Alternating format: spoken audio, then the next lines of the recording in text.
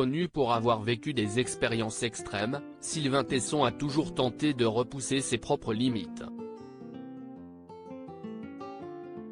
Ayant déjà fait 5000 km à pied à travers l'Himalaya, traversé 31 pays en roulant 25 000 km avec moins de 1000 € en poche ou ayant vécu 6 mois seul dans une cabane en Sibérie sans électricité ni eau courante, rien n'avait fait trembler ni faillir l'écrivain.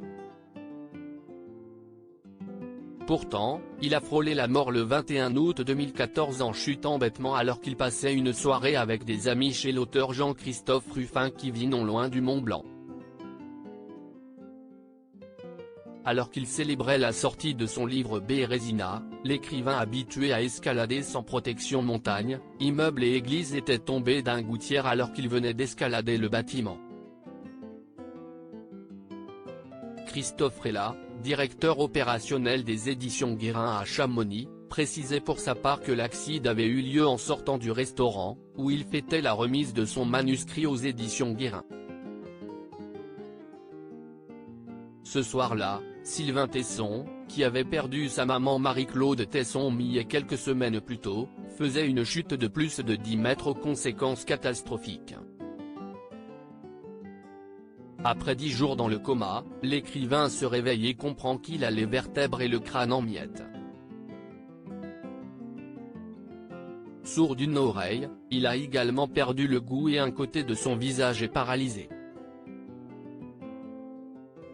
Un aller et retour rapide. Je crois profondément aux enchaînements, à cette idée de domino, mais pas à l'existence d'un Dieu qui manipulerait nos destins. La mort n'a pas voulu de moi, je n'y ai fait qu'un aller et retour rapide. Quand bien même elle aurait voulu de moi, ce n'était pas très désagréable. Cet accident m'a conforté dans l'idée qu'il faut absolument aller chercher la mort violente, le fantasme collectif de mourir dans son lit au terme de longues souffrances éventuelles, est une horreur, avait confié l'écrivain à l'Express en 2015. Après plusieurs mois de convalescence, il était réapparu dans l'émission On n'est pas couché, France 2. Venu avec des lunettes de soleil noires, l'écrivain encore faible se tenait parfois à la bouche pour mieux articuler. Soulagé de constater que son invité était de nouveau sur pied après ce terrible accident, Laurent Ruquier n'avait pas caché avoir été très inquiet pour lui.